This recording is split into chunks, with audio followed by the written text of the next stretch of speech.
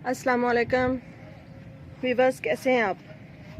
उम्मीद है कि सब खैर आफियत से होंगे जी। तो आज हम इन्हीं खूबसूरत से फ्लावर्स पे बात करेंगे कि इनका नाम क्या है, ये किस तरह से ग्रो किए जाते हैं। तो जिस तरह से पार्चुला का होती है मॉस रोज़,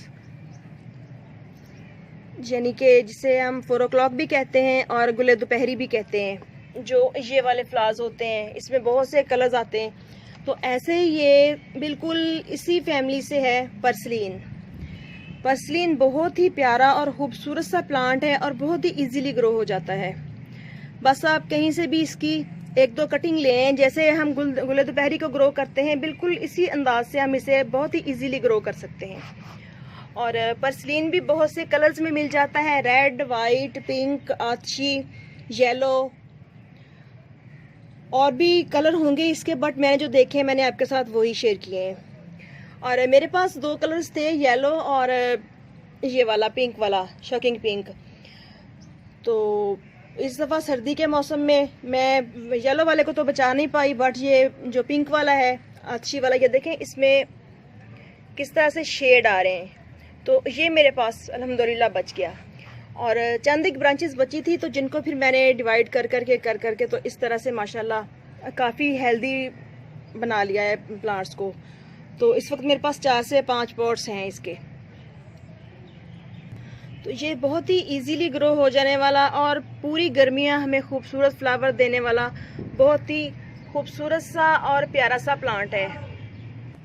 और मुझे कभी कभी गुल दोपहरी और पर्सलीन की ये बात भी बहुत अच्छी लगती है कि जो वर्किंग पर्सन्स होते हैं, वुमेन्स हो गई या जेंट्स हो गए, तो बाज़ औक़ात ऐसा होता है कि दिल नहीं कर रहा होता घर से निकलने के लिए या जॉब पे जाने के लिए।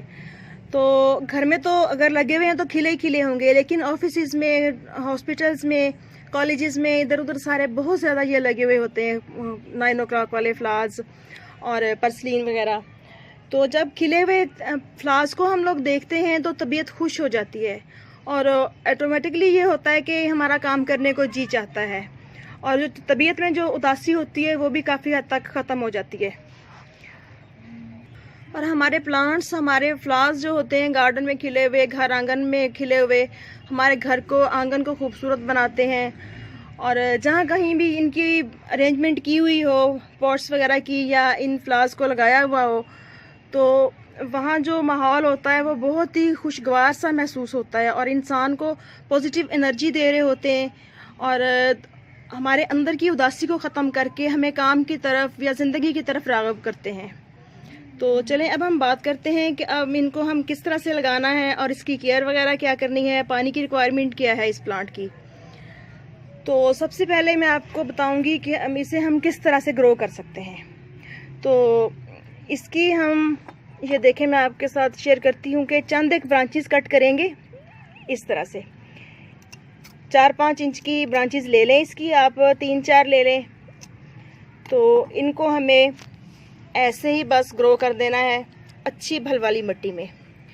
तो ये इस वाले पॉट में मैंने भल वाली मिट्टी ली है जो कि काफ़ी पोरस है, क्योंकि इसको आप जितनी अच्छी पोरस सॉइल में लगाएंगे, वैसे तो हर तरह की मिट्टी में चल जाती है, लेकिन मुझे चूँकि होता है कि जब मेरे पास एक दफ़ा प्लांट आ गया मैं उसको बचा पाऊँ, ख़राब ना करूँ, डेड ना हो जाए प्लांट, तो इसलिए मैं हमेशा भल वाली मिट्टी ही यूज़ करती हूँ।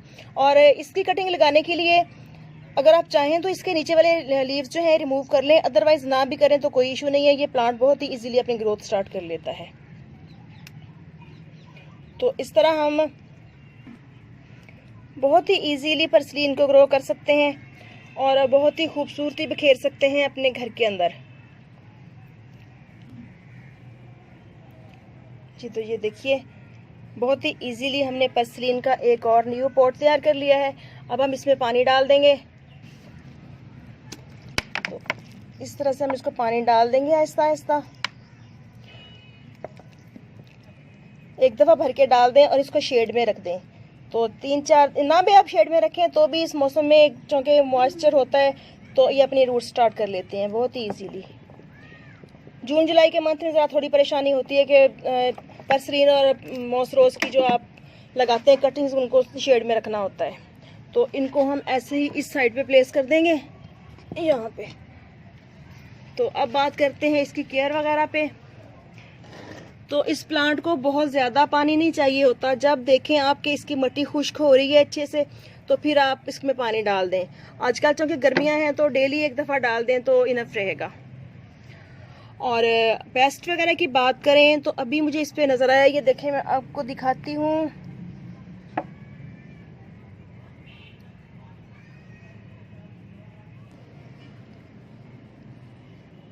मिली बग्स, ये देखें। जब भी आपको प्लांट्स पे इस तरह की नज़र आनी शुरू हो तो आप इनको साथ के साथ इस तरह से हाथ से उठा के तो किल कर दें। तो इस तरह आगे आगे ज़्यादा नहीं बढ़ेंगी और बहुत ज़्यादा केयर की ज़रूरत नहीं होती इसको, लेकिन फुल धूप की ज़रूरत होती है। पर्सलीन पर्चुलाका को आप ऐसी जगह पे रखें जहाँ पे बहुत ज़्यादा धूप रहती हो आपके घर में, यानी कि टेरेस पे हैं तो भी, और अगर नीचे सहन में या कॉर्टयार्ड में लगाया हुआ है आपने, बैकयार्ड में है जहाँ भी, तो आप उसको धूप वाली जगह में प्लेस करें जहाँ पे इसको कम अज़ कम भी 5-6 घंटे की तो धूप ज़रूरी चाहिए ना।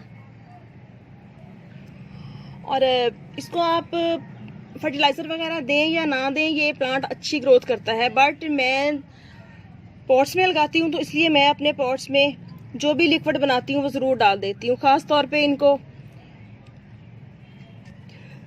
काउडंग मैन्योर डाल देती हूँ, और अगर काउडंग का लिक्विड फर्टिलाइज़र बनाऊँ तो भी मैं इनको ज़रूर डालती हूँ। तो माशाल्लाह देखें कितने अच्छे से और काफ़ी हेल्दी फ्लावरिंग हो रही है इनके अंदर। और जहाँ तक बात है कि हम इसको ग्रो किस तरह से कर सकते हैं कटिंग के ज़रिए, तो मैंने आपके साथ शेयर कर लिया। बट इसका दूसरा मेथड होता है सीड के ज़रिए इसको ग्रो करना। तो ये देखें मैं आपको दिखाती हूँ कि ये देखिए, ये इसके सीड पोड्स बन रहे हैं, ये वाले जो हैं। तो जब ये पक्के ब्राउन हो जाएंगे तो ये एक कटोरी की सी शक्ल ले लेते हैं। इसके 2 पार्ट होते हैं। ऊपर वाला पार्ट आप अगर अलग करेंगे जब ब्राउन हो जाए तो इसके अंदर बारीक बारीक से सीड होते हैं, बिल्कुल मॉसरोज की तरह जैसे उसके सीड्स होते हैं, सेम इसी तरीके से इसके सीड्स होते हैं। तो इनको आप सीड के ज़रिए भी ग्रो कर सकते हैं। अपने घर जब आपके प्लांट लगा हुआ है तो आप सीड भी सेव कर सकते हैं नेक्स्ट टाइम के लिए। तो बहुत ही इजीली सीड के ज़रिए भी ग्रो हो जाता है ये। और इसके अलावा जब आपने इसकी अच्छी फ्लावरिंग लेनी है तो उसके लिए ज़रूरी है कि इस तरह, ये देखें, जब आपने इस तरह के ये सॉरी सीड पॉड, ये देखें, जब डेड हेडिंग करनी हो ना तो जो भी फूल सूख जाते हैं उनको साथ के साथ आप इस तरह से ख़त्म करते जाएं।